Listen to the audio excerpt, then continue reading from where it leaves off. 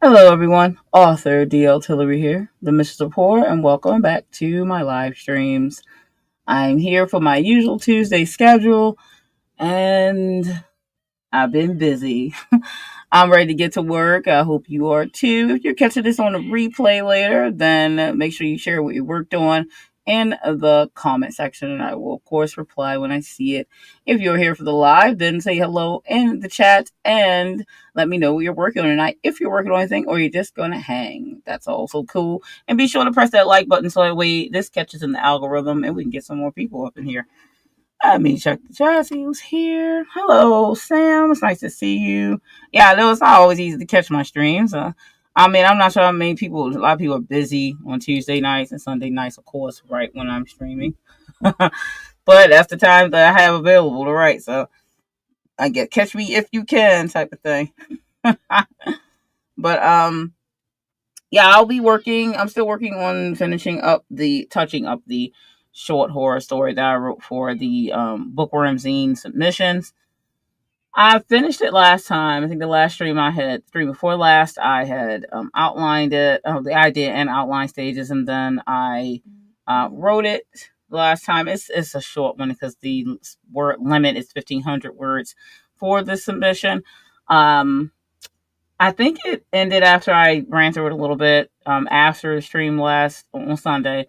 Um, I think I have it at about, I want to say, roughly 1,100 words, something like that.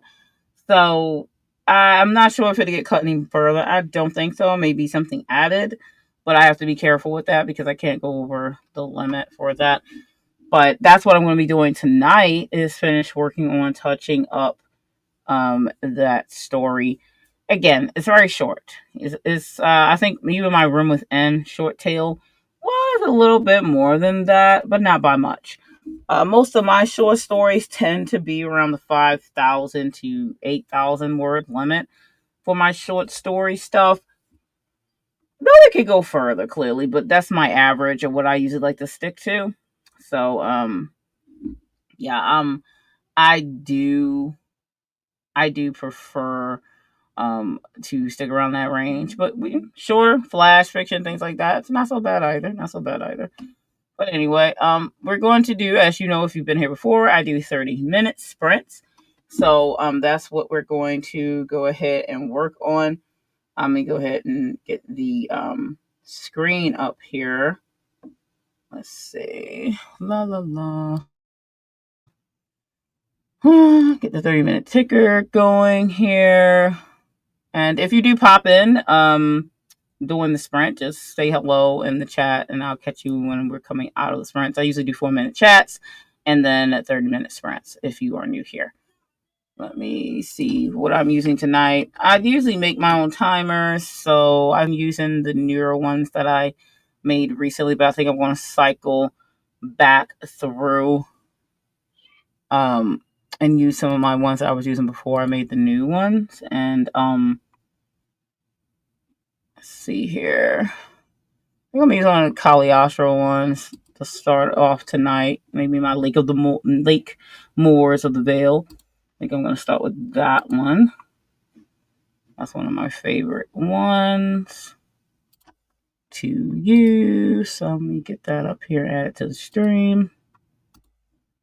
Yep, share screen. There we go. Share. So we will go ahead and start with this one, and I will see you in 30 minutes. Happy writing, and don't forget to let me know you're working on the chat if you pop in.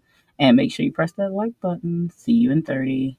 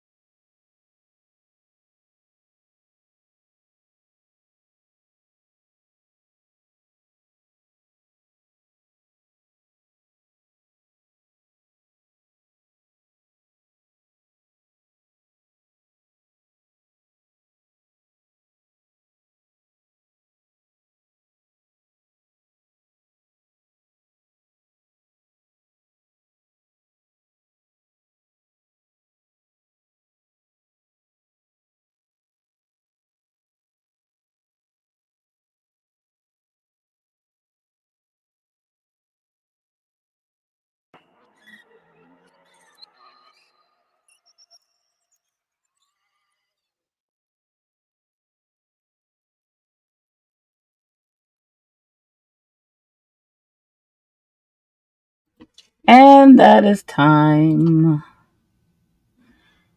How did everyone do who is working on something? Let me know in the chat. Let me see here. Take off this. Boop. My oh my.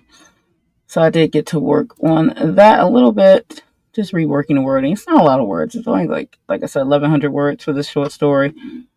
And again, it's for the Regina St. Clair runs the um bookworm zine, and she's taking submissions. I shared it last time.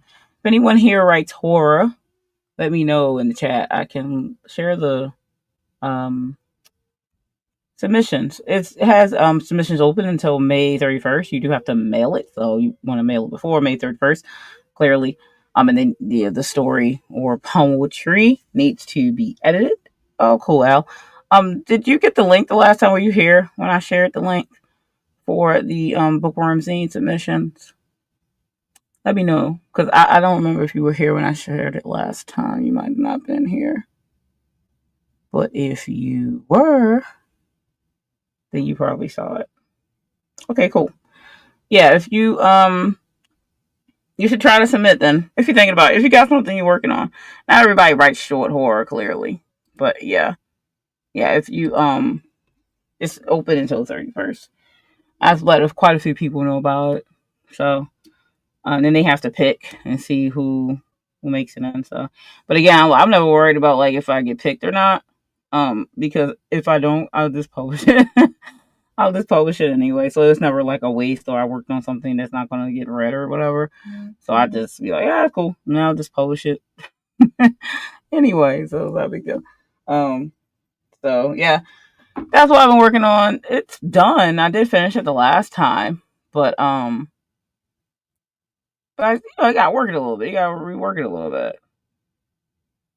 Oh, thank you. Cool. Yeah, definitely do if you get time. But she does it. I mean, I think it comes out like I don't know if it's like every couple months. I want to say it's not. I don't think it's like every month. I think it's a seasonal type of magazine. I believe I had to double check on that. I can never remember off the top of my head, but yeah, it's a fun magazine. I've had most of the issues, but it's a nice classic style zine. So I really like it. It's fun, but anyway, that's what I'm working on. Still reworking a little bit. I think it's pretty basic because they're kind of looking for like classic, from what I can read, like folklore type of monster type of submission. So I was like, that's right down my alley. I love writing about creatures and different things like that. So I decided to go with like a couple character cast, kind of classic, uh, Friday the 13th, like a group of friends type of situation and a creature. I tried to go with that type of setting. So I think it's fun. It's a fun little piece. So we'll see what happens with that. Anyway, let's see. I don't have much else going on at the moment. Besides, obviously, writing Caliostro book 2. I'm trying to get down to deciding again on the book cover artists because I don't know about. I want to use the same book cover artist, but obviously this cover here, very great stuff. Dusan Malkovich is amazing, but yeah, the cost is gonna get me. All right, cool, Sam. But I'm like, I really want to use Dusan. He's so great. But the cost. Woo. I don't think I could do it this time because of I had more time when I released Caliostro, so I had like hadn't had a release date, didn't have like release plans right away. So I was able to like pay it off and then get the cover, blah, blah. But this time I'm trying to release it within a year of the first book. So that means I'm planning to release it at the end of this year. And it's just that the book cover costs like $1,500. So it's a little high, but he's well worth its price. Don't get me wrong. But I think I can't roll it this time, especially since the release is so close. But what I'm probably going to do is just have him on the back burner for a special edition, and do that and release that. Have him do like special editions of book 2 and 3, and then I'm going to probably switch to my secondary cover artist. I had to do that had to do some work for me from some other books that I haven't released yet, and probably do that because they're a little bit more cost efficient for my current setting for my books. So I'm probably going to do that. That's probably what I'm boiling down to, and then just get the book cover for 1 redone so we can match while the series is going on, and then make a special edition for book 2 and 3 going forward in the back burner. You know what I mean? So it's kind of like a little hard, but it's like decisions when you're indie author and you gotta pay for everything. You know. I hear that. What about can you switch to the traditional publishing to maybe hit the cost? I know how it is self publishing. Yeah, that's the thing. I mean, I don't. The reason why I even pick self publishing is because I like control of my stuff. Um, Even though I know there's probably some kind of traditional publisher out there that I could fit with, I just don't really even want the headache of like somebody else helping make decisions for me. That was the only thing. I just I just don't I don't care for the hoopla and the hoops that you have to jump through.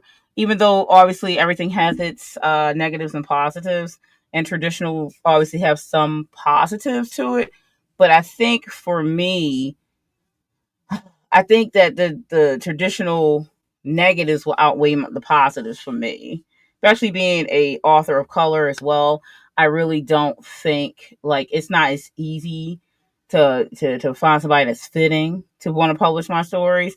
And that being the case, that like I was what contacted by a traditional publishing house in a little bit come some years ago, and they said they were looking for blah blah blah blah blah, and I did an interview with them, talked to them online, and I submitted for a story series for it, um and did the first blah blah blah, and they were like, well, I ended up saying like, oh well, this isn't really fitting for us or whatever, you know what I mean, type of situation. And I was like, okay, but I'm sitting there like, I don't know if he would have been a fit anyway. I just don't necessarily think so. And I don't know what the issue was with the thing, because they really wanted like this horror stuff. Like they were looking for horror, And I'm not trying to toot my own horn, but the story's good. Like I'm not even gonna lie. I'm actually glad that they would like kind of know, because I might have maybe have stepped into it, depending on what the contract would have said, really. But I don't really know what the issue was. But I was like, okay, well, it was kind of like if they had been, I don't know what they were really looking for. They were kind of vague, you know what I mean? Like, I can't expect me to write something you don't know what I don't know what you're looking for. Like, you said you were looking for something specific, like I did, like the horror that I write or whatever, because they had looked at my other stuff, but then what I presented they didn't take. So I don't really know, but that was like my run in with traditional in my own experience. As far as like knowing the industry, it has a lot of nightmare stuff for me, um, in publishing. And my little brother works at Random House, Penguin Random House, the two big that went together. But he works in like the back end stuff, like the shipping and all that things. But he's like in the building with all the people that do all the things there. But it's a lot of stuff like books get held back. Like if you do get traditionally published, your book might not come out for years because your book is similar to something else that they believe in more, or they got money in more, whatever. And then your stuff may not come out for years because they said so. I don't need anybody controlling me like that, just with that one thing.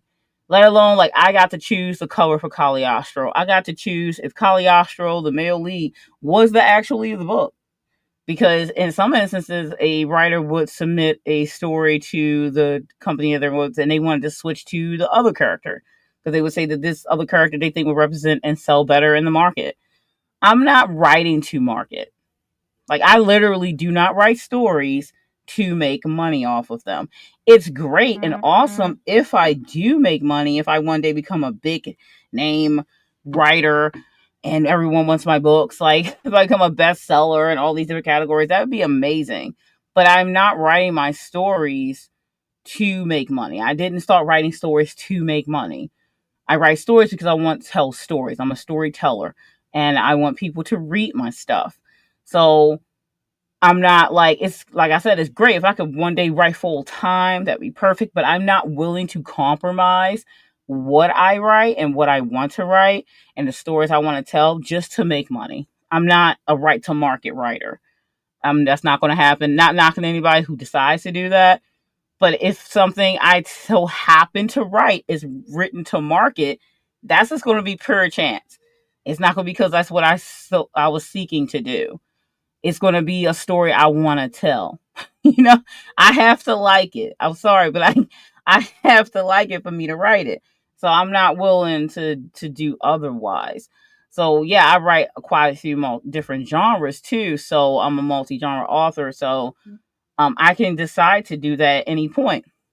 You know what I mean? I could be like, oh, I want to write romance, and then I have let's say I got a pen name for that. I want to write horror, so this is my pen name for my horror, my dark fantasy. I want to write children's books. I have children's books that I wrote. I have a pen for that. I don't have to follow what anybody else says. You know what I mean? So yeah, that's why I chose self-publishing. But like traditional, I just like no, I don't think I ever could, and I definitely wouldn't want to put Caliostro through that. Like this is my book baby series, and I wouldn't even want anyone to have any kind of rights to it. I wouldn't want anyone to touch it because it has to be the story that I want to tell, and it's going to happen the way it's going to happen. And I don't want anybody to have any kind of like leeway into it. So I think that would be off, unfortunately, for it. So I just kind of take the hit for the cost of things.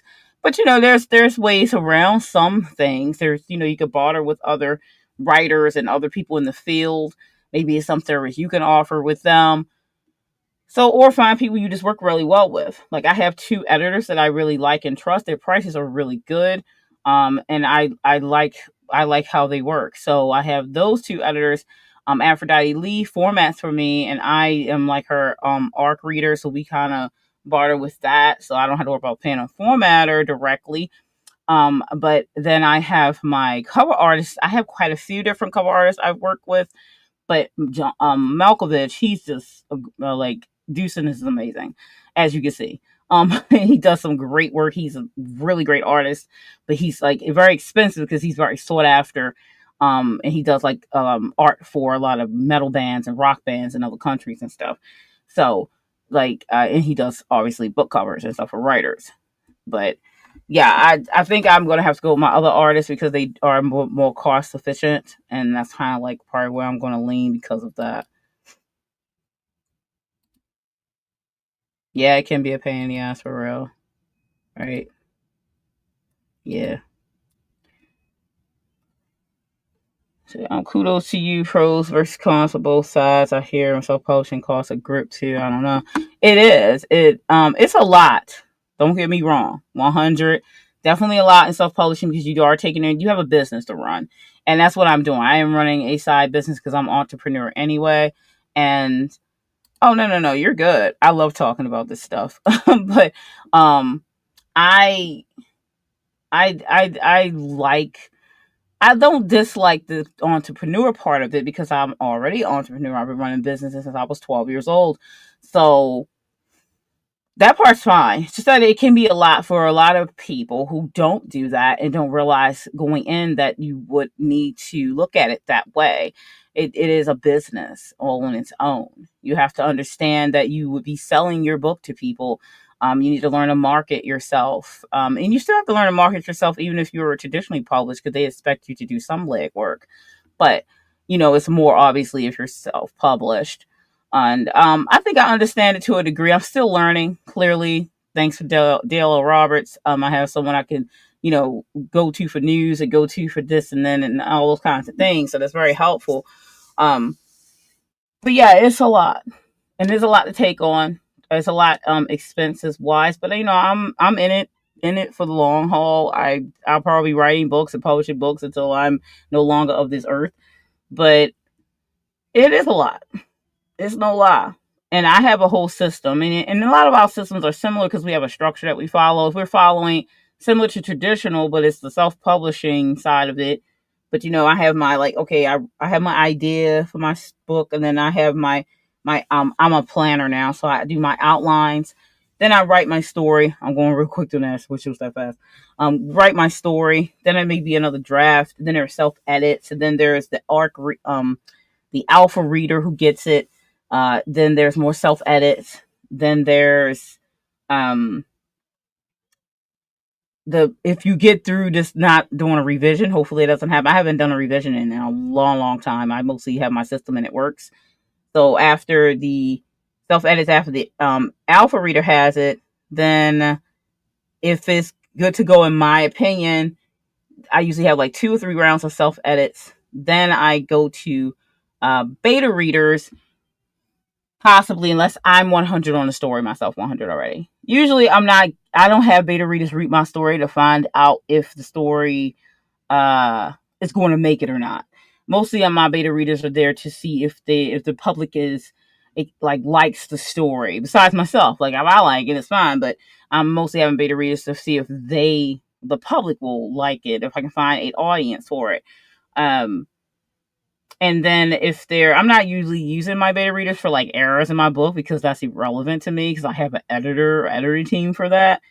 And I'm usually pretty good with my self edits, enough for people to be able to read it in the beta reader stage. So then after beta readers, then I do more self edits, and then I send it over to my editors. Then my editors get it, then I get it back, then it's more editing for me to make sure everything's clarified with my editor. Then in the final setting of the story, then I usually, while it's at my editor, I'm already working with the cover artist, or I worked before that and getting the cover art done. Sometimes I do my own cover art depending on the story. Like Caliostro, I do have cover artists for that, but some of my romance stuff that I'm writing in the back burner, I've done the cover art for that because I do my own cover, my own book covers at this point. So it really depends, but like that whole system, it takes a little bit to do that. It really depends if it's a short story or a full novel, clearly. But you got this whole system running of that. But then after you do all that stuff, then you're going into the crazy stuff like marketing. And hopefully you were doing marketing before you finish the book, because technically you should be talking about the book. You should be, preparing the audiences for the book coming, things like that. And it helps having platforms so you could do that easier. And, so the marketing starts before the book, and marketing is after the book releases. You got to be doing a lot of stuff. So it can be a lot. But I'm here for it. It is what it is. You want people to read your book, so you got to keep plugging away. And I'm doing my thing the best I can. All right, y'all. I'm going to jump on the next sprint here, get another 30 minutes in. Still going to mess around with this short story. If I feel that I've messed around with it enough tonight, and I so happen on the last sprint, if I'm done with that on this one, then I'll probably do some of my reading of the books that I'm working on finishing for this month. Because, of course, I have reading challenges that I do. I love reading books. So I usually set myself with 65 books a year to 100. And I think I'm going to just work with 65 this year. But I think I'm kind of behind right now. So I think I'm only 10 books in, which I still have a lot more to go. But I could catch up. It's not a big deal. All right, so let's get this next sprint going. Let me see what I'm going to use this time. I used the Caliostro timer that last time, but let's go ahead with one of my favorites, the one I used to close out last night. I'm going to use the Blood Over the Lake timer that I made here. That one seems to be one people like because it is eerie. I remove this one and put this one in. And I'll see you all in 30 minutes. Happy writing and productivity.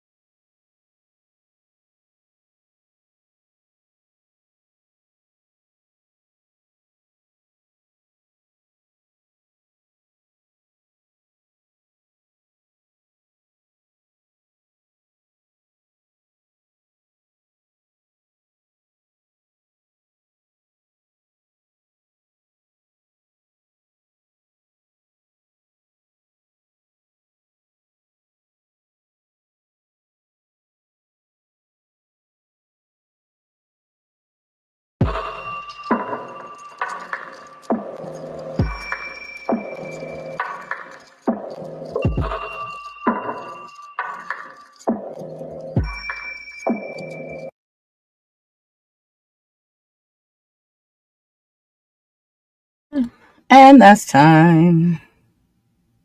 Oh, boy. I think I finished messing with that as much as I will before I edit it. Some self editing. All right, so I was talking to. Probably to be longer than 4 minutes. Um, I was talking to Al in the chat a little bit. So I was going to talk a little bit about self publishing. Just to give like a roundabout my own anecdotal experiences. Clearly, that's all I can do. Um, but so first thing I want to say is if you want to do self publishing, I say go for it. Obviously, you want to really study into some options and see if self publishing is for you compared to um, traditional publishing. The reasons why I chose not traditional publishing and chose self publishing was because I like to have control of my business, my books. I didn't want to have the overseers, so to speak, other people making decisions for me about my story that I wrote. I'm a storyteller, so I don't want anyone else telling my story. I don't want anyone changing anything. Yes, that's because they're running a business and they would know best what's going to sell to market. But I prefer to find my audience for what stories I want to tell. So that was like the top reason behind why I chose self publishing. And it's not for everyone, and you have to decide which one is for you. Now, of course, if you go self-publishing, that means you're taking on the cost of everything, but there are workarounds. There is budget friendly ways to publish your book and still put out a great product, because you don't want it to put out half ass work, obviously. You want to put your due diligence and your best face forward. So, um, I would say definitely look into for newcomers. I would say KDP for me personally would be a go-to because it first off is free publishing. You still have to do your other stuff, but they will publish your book for free as that stands. But you do have to obviously have your book edited. You do need to um do have the book cover already, have it formatted already. And like I said, you do want to have your own system. The general system is, in my opinion, that people should stick with is, write your story, however your editing process and stuff goes. That's not what I'm talking about. I'm talking about like after you finish the draft and you've done your self edits and things like that. That's a whole nother talk. But once you're past that point and you have to having people read it. So I always have an alpha reader. I have one alpha reader. Sometimes it's good to have two. My mom wants to be one of my alpha readers, which is very odd because my mom isn't a reader that is she doesn't read fiction. So she's a different type of reader to come in and read my stuff. And yeah, she's a good supportive type of mom. If you're in something, she tries to support it. But she would tell you if it's crap. Like she's definitely one of those people that she would tell you is bad, whether you're her child or not. So she's very liable for that. But she doesn't read fiction. She was a more of a nonfiction type, like spiritual books and a motivational thing, books like that. But she would read my stuff. She loves the stuff. Like she was like, wow, so that's a good to have somebody who's not a regular fiction reader as well on a beta reader team or something like that. But I have an alpha reader, Aphrodite, who's a writer, but she's also a reader of books. So having a good alpha reader, someone who's going to read your stuff before you get to the beta stage, even someone who's going to read stuff before you can really get to your self edits, for that matter. You know what I mean? So that's your alpha reader. To me, that person's important. They could be a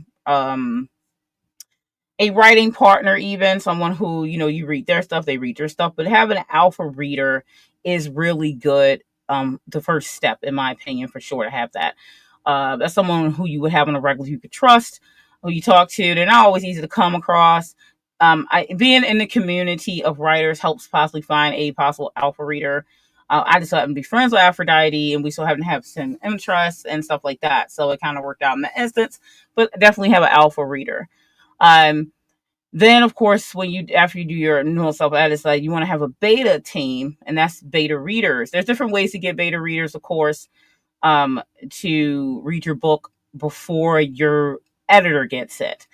And this is, of course, some of your self edits have happened before your beta readers get it. You do want to let them know that this is not edited professionally, so they don't have to. And like some people do get their beta readers to look for errors. I don't do that, but some people do. That's up to you, obviously. Uh, but definitely alpha reader, something you want to have. Beta readers, you want to have a beta team of readers, and this helps get like people see if there maybe you need something beta reads because plot holes. Alpha reads can also help find those things. I don't really have a problem with those type of things in my writing, but some writers do. So it does help someone else to catch it, because as the person who wrote the story, you're not going to catch everything. You're not going to see everything. Hence why we do need a professional editor, because even if you went to school for literature and you have like you are editor, let's say, you still shouldn't just edit your own stuff, only because you will possibly miss something because you wrote it and you're not going to see everything. It's good to get other eyes on it. So even editors should have editors. You know what I mean? So but that's when the cost comes in. Now the alpha reader, it could be that's free. Beta readers, I don't pay beta readers. You can pay beta readers in some settings. I do not do that. I don't pay beta readers. Um, and I'm not paying people to read my book. That's just me. But that's a whole nother conversation for like when you get further, and then you have like editorial reviews and things like that. That's a whole nother thing. That's not what I'm talking about currently. But these are some of the stages of things that you need to do in self-publishing. And this is stages of stuff that they do in traditional that you don't have to deal with, like people who are reading the book before that, and then evaluating if this is and all that stuff, getting your editors and all that things. You have to do all that yourself.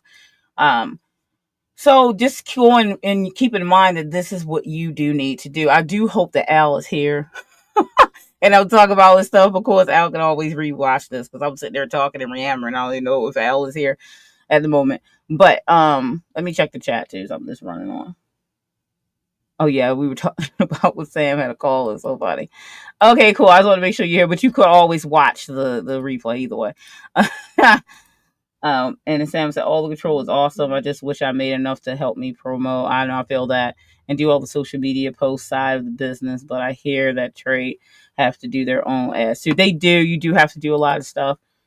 Your mom likes horror. My mom actually, growing up, my mom was a big horror buff, like horror movies and stuff. I grew up watching horror, like from a little kid.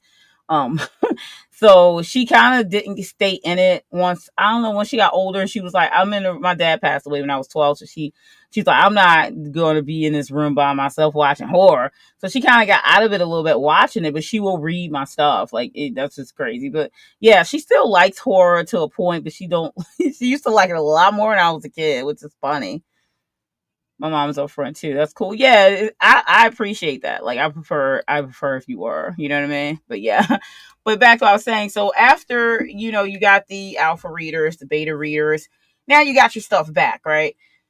Then you have the next step would be editors. Let's just say editors. Editors the next step. Now that's where the money start coming in, okay? Now we're talking about spending some money to get the book professionally looking like you traditionally publish. You know what I mean? I had a nightmare story about a bad editor. It can happen to anybody. You know what I mean? I did do my due diligence to research this editor. She worked for a company even. I've read some like 2 books that she had edited professionally. Was very well done. Didn't see any slips or anything, but it didn't matter. She still didn't take my project serious. Apparently, I paid her like $1,300. That was with a critique edit, which I would never pay for again, mind you, because of that experience.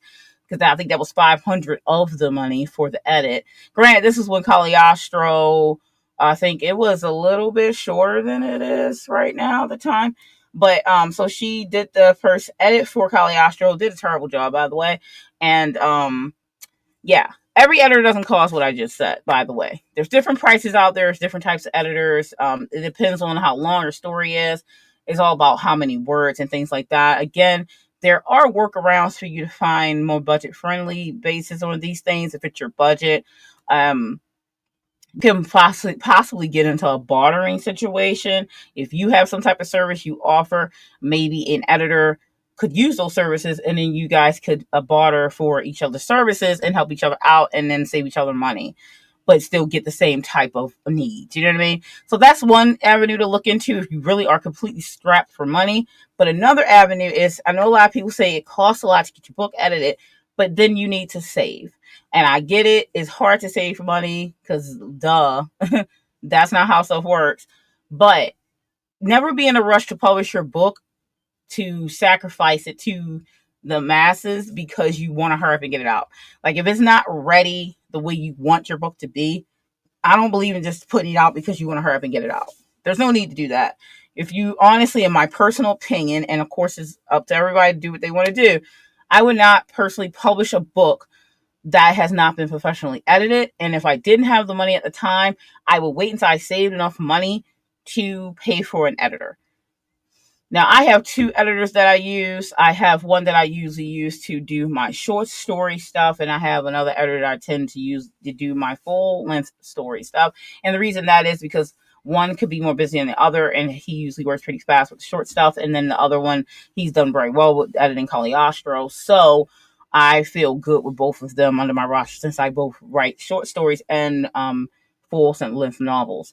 So, but they are reasonably priced. So if anyone ever wants their information, I am willing to share it, of course, because I have worked with them. They've done all my stories that I currently have, and I think they do a good job. So, but if you think you can't afford an editor, I would recommend saving. It is worth it. It is one of the things I will not bend on. One of the things that I recommend that you do not bend on, because that's the representation of your book. Yes, if you put a book out and you have littered with typos, littered with grammatical errors, that's going to affect the reader. Some readers can read through it, but you do not want to be your MO. You know what I'm saying? Like, you don't. Granted, some people do self-edit very well, but you still should have an editor look at it, because you don't know if you missed anything, because you are the person who wrote it and you're going to possibly miss something. That's just how it is, okay? So, yeah, I would say save it, because we all could say, like, we don't have the money, but if we save, like, because I'm sure all of us buy snacks. Most of us buy some kind of snack or something, right? If you sacrifice not getting your snacks and you just save the money from your snacks, yes, it may take you a year or two to save for your editor, but at least then you would have the money for that editor. So I'd never say that you can't pay an editor or afford an editor, just that you may not be able to afford it in the time you wish. But that's okay. Again, it's no rush to do it, but you want to put out the best product that you can.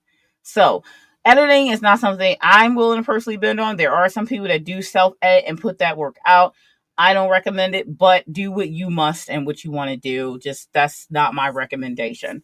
Then the next thing is book covers.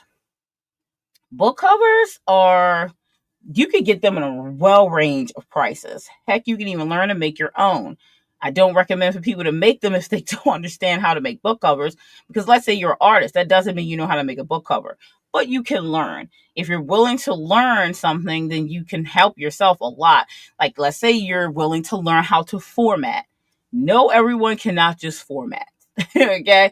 Some people think they can format, but they really don't know what they're doing. Because ask any formatter, and they will tell you, please, when you write your story, just write it. Please don't put spaces and press tab and spaces in between. Like, don't press space or enter. Enter is the worst one, not space, but press enter a million times because you wanted to have the chapter start.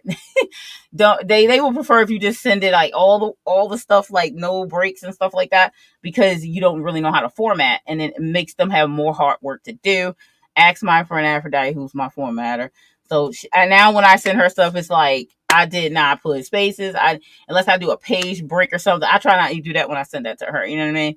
So it's just like, learn something. If you want to try to cut your budget back, then that means you need to learn something, and that's just part of it being a self-publishing author.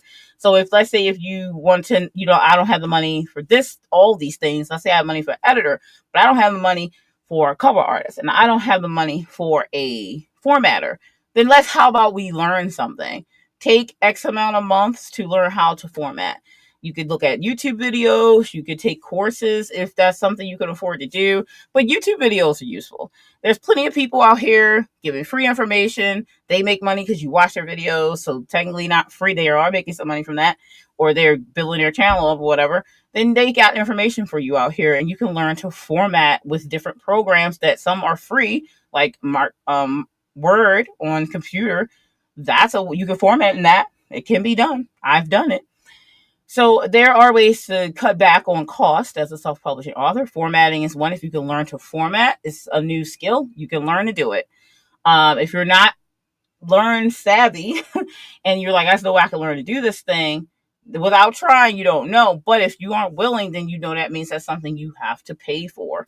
And it depends on how big your book is, how that much that could cost. But of course, you can also find a formatter you could barter with, just like I mentioned with the editor. But again, like I said, pick up a skill that might save you some money as a self-publishing author. Then there's a range of prices out here. You could find someone who makes a book cover for $10, $15, $20, $50. I had my Room Within book that I released, my first short horror, that was like a pre-made. That wasn't a pre-made. Fractals was a pre-made. Room Within was a custom, but it was a woman who was just starting out, and I think I got that for like $40 for that book cover. And I only bought the ebook cover, and my friend Aphrodite at the time, she knew how to do some layout of book covers, so she did the back cover, which is like a green, blah blah blah. But I've since learned how to make book covers. I studied for a year, got a program, a Photoshop program, but I mostly learned how to make book covers in Canva, which you could get Canva for free, or you could get the paid Canva. And I learned how to make book covers in Canva. So I just, took a year and just would go make a bunch of book covers. I would look at styles that I like. I would make book covers for some books that I plan to write. I would look at different book covers and see what I liked, and I would attempt to make different things. I do a lot of typograph and object-based book covers because I'm not an artist. Granted, I mostly just do charcoal art. I don't do like character art and stuff like that. So that's not in my wheelhouse. So I can always, find a artist out there who does do that kind of work. And then when I want book covers to have characters on them, I can find someone to do that. But if not, I can make my own book covers now. So I took up the time to learn a skill that I would need to otherwise, if I want to put a lot of books out, but I can't put a lot of money out right away for book covers, I learned to make them and make them efficient where they look professional. So I took time to learn how to do that. But that's something you have to be willing to do. It's not for everyone to learn lots of different skills and stuff like that. So I'm not saying everyone can do that, but I'm saying it's something you could look into. You may even enjoy doing it. I love making book covers and see what the outcome would be. Not everybody's good at that, of course, making book covers, but it's not going to hurt to try. Maybe you will like what you make. Maybe you won't, but there are a lot of services out here that are budget friendly. There are a lot of pre-made groups on Facebook. That's where I started. I had a problem, y'all. I had to tell you, I had a problem. I bought so many pre-made book covers, and I was like, they would give me story ideas. I'd see these book cover pre-mades, and I would buy them. I mean, they would have sales and stuff like that. A lot of these people are really freaking good out here, okay? So I would buy these pre-mades, and some pre-mades you do have to be careful because you will get like people who buy the same assets and stuff similar will be around, whatever. But do you have pre-mades that people with like, this is a one-time sell, you're not going to see this again type of situation? It really depends on how they bought their assets. But my point is there budget-friendly book covers out here. There's even Mibble Art now. And Get book covers. They apparently, one of those sell book covers like $10, starting at $10. So, and there's different people who have their own little businesses and stuff. There's Fiverr, who have some book cover artists on there. That's pretty cheap too. So if you're on a budget, don't let the money situation scare you away from self-publishing. I would say don't do that. There are workarounds. There's lots of information out here. You can, I always say join Dale Roberts' Discord. You can get that information on his channel. Like if you go to his self-publishing with Dale channel, he has his Discord in there. It's a lot of writers in that Discord is the reason why I'm saying. And if you're looking for people who do cover art or know let and like ask a question, they usually can know somebody in the field because they're all writers, self-published writers mostly. There's some traditional, but mostly self-published writers are all in Dale's Discord. So they usually help each other out. If you make a book cover or you like you're getting a book cover or something and you want to ask about it, they have a section on the Discord for that. So that's a good community to be able to talk to people if you're looking for people who are in the fields or have dealt with the thing, you know what I mean? So yes, like Al, if you're going to go self-publishing, it is a lot involved, but I kind of enjoy it. Some people don't enjoy this logistics of it, but don't be afraid of doing self-publishing because of the money, because there are ways to work around that. You don't have to spend a lot of money, but you can spend a lot of money. That was on me for choosing to pick a cover artist, the one I wanted. Like I saw his art and that's who I wanted. And I was willing to save the money and pay it and get this book cover. That's what I wanted. I knew I wouldn't probably make the money back that I spent on this book to release it, but that's fine. I knew that going in, but that was a choice of mine. I'm not recommending anybody else do that. Usually self-published authors for the first book, they never spend what I spent. And if I count my first book, I didn't, because Room Within technically is my first little book that I put out, and that didn't cost me anything really.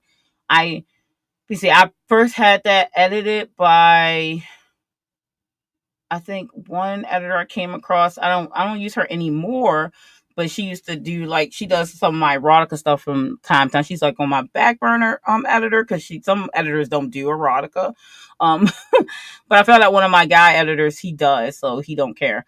But a lot of them don't. Like, editors may not want to do erotica, so she does do erotica, so that's why I definitely keep her on my roster for that. But she did edit Room Within. Wasn't expensive because Room Within was very short. It was only, I think, 2,000 words for Room Within. And so I had that edit. I spent that, which wasn't much. It was like, I don't remember, like a little bit of money. Maybe, I can't even remember what it was. It was such a little bit. And I only paid about $40 for the cover.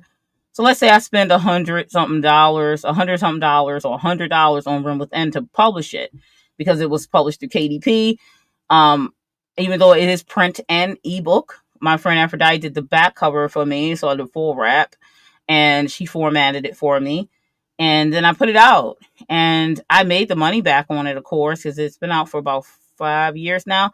But I made the money back probably within 2 years, and I've sold probably like, I want to say 250 copies of Room Within. I've sold more Fractals. Fractals was a pre-made cover, 100. Like, I didn't have anybody commission that one because Room Within was commissioned. But the cover worked because it was cold and it was a butterfly and its transformation happens in it. So it worked out. I made it work. So that one was a pre-made that was, I think I got that for like $25-$30 for Fractals cover. And my friend, after I formatted it, I had my other editor. It's a short story. Short stories are a lot cheaper to edit. Let's be honest. I think when I got my which one was it? One of my longer short stories, like 8,000 words or whatever.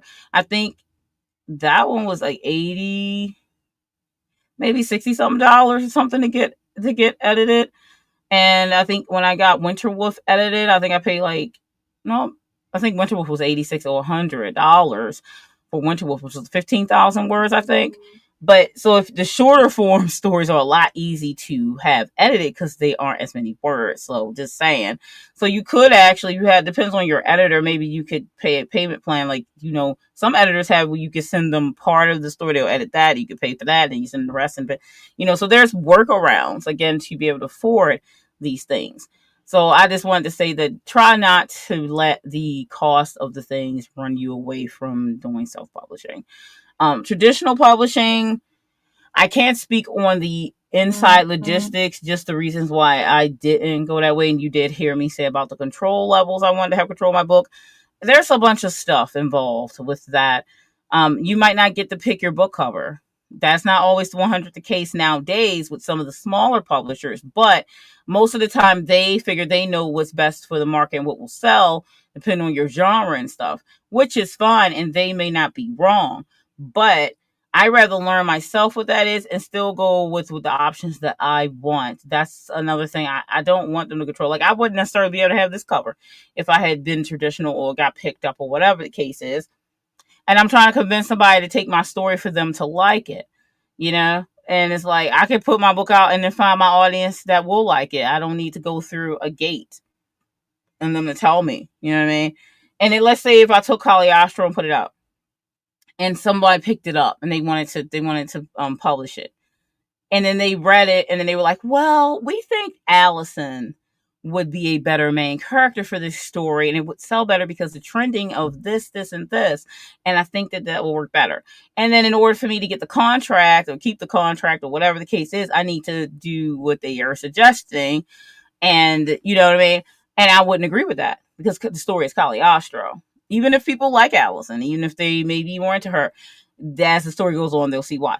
But Cagliostro is the main character, and that's the way it will stay. Heck, his name Cagliostro.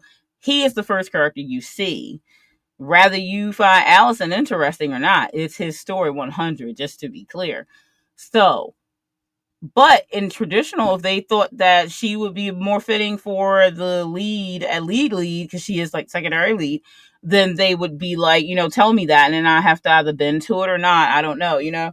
I've heard things that's just the way it is. They may want you, like if you submit it to them, let's say, and they like the story and they're like, well, how about you rewrite it as Allison is the lead? And then, then we could talk. And then if you're willing to bend, no, I'm not. Yeah. So that's another thing for traditional that may happen. I'm not saying 100 happens every time, but that is an option, that something that could occur. And then it's the whole. I'm not really interested in, here's a lump sum of money and then you have to pay it down. That's pretty much what's happening. It's like a loan. So let's say you don't get the biggest advances back in the day.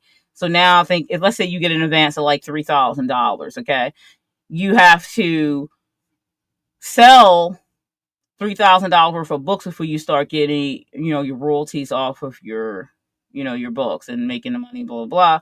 And you are still responsible for, advertising yourself and things like that.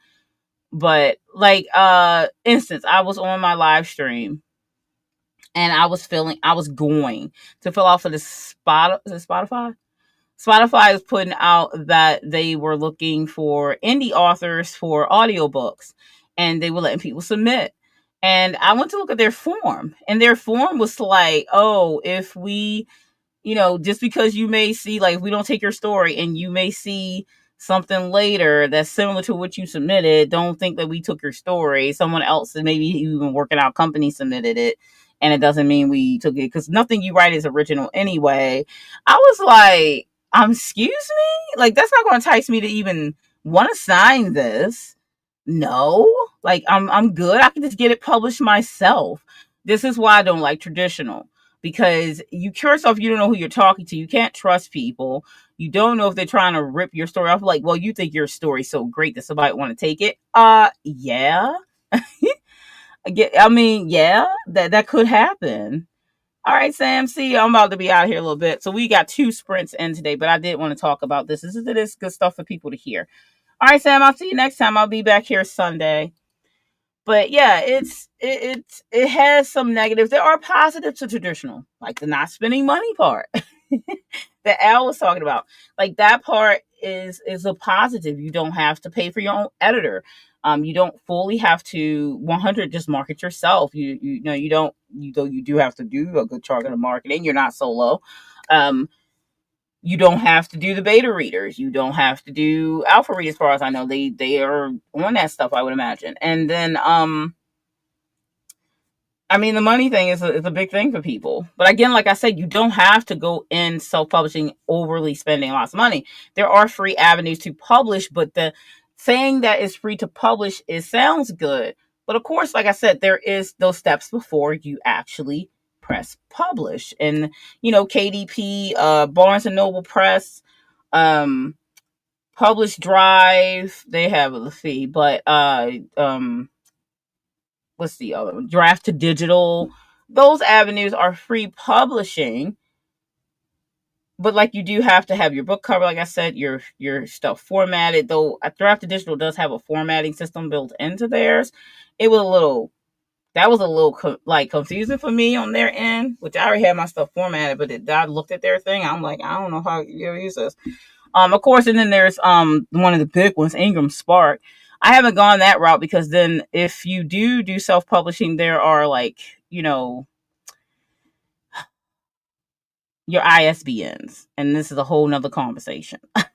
The ISBNs. Now, if you publish through KDP, Draft to Digital, Barnes and Noble Press, they do offer you a ISBN for your book for every version of your book, because each version of it, hardback, paperback, audiobook, ebook doesn't have to have an ISBN, but it does have a mark. But you need a ISBN for each version of your book. So you'd have to pay for those packages, and you could only in America, Bowker, was it Bowker, Bowker? They own pretty much the rights to ISBN. Like, you can't buy them anywhere. It's not legal anywhere else in America. This is not the case around the world, but they're free in, like, I think Canada. But like, they're not free here because it's America, though. They will milk us for every dime and cent that they can, and the big companies with the rich people, if they can, whatever they can make you pay for, they will. So anyway, I think it's kind of underhanded that they've got a complete hand on ISBNs, and we have to pay so much for an ISBN is ridiculous. But this is where we live, okay? So that being said, ISBNs is a whole nother conversation, but that's something you have to do if you go through Ingram Spark, which Ingram Spark is a wider distribution to possibly get in bookstores, but that's a whole nother conversation as well, because there's like, you might not actually end up in the bookstores without giving that 55% return, blah, blah, blah, discount, stuff like that. That's we could talk forever about this, but I hope, Al, that I addressed some of the stuff you wanted to hear about from a person who has self-published. I think self-publishing is good. I like it. I have control, and yeah, some people may not want control, but I did. And I like my creative side of me being able to have control of it. I don't want anyone else to tell me what I should or shouldn't do with my story because they want me to write to market. I don't care about that. Now, if you're a writer who cares about that, you can write to market even as a self-publishing author. And sometimes that works quite well as far as making sales. You know what I mean? Yes. I hope so. Yeah, keep doing your research 100. That's always best to be as informed as possible, and make the right decisions for you. And also, you don't have to be 100 either self-publishing or 100 traditional. You can be hybrid.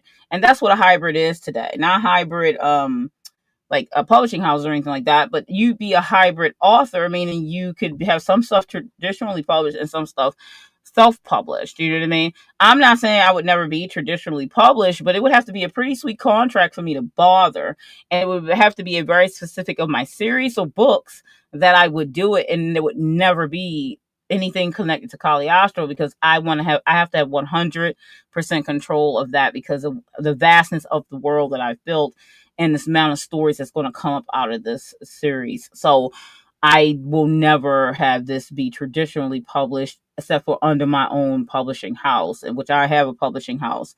But yeah, I prefer self-publishing, and I recommend self-publishing for those who are interested in it. Definitely worth looking into. Never just look into one way. Definitely look into the traditional. Never say no. Something might come along that's fitting for you. If you're writing query letters, I've even done that.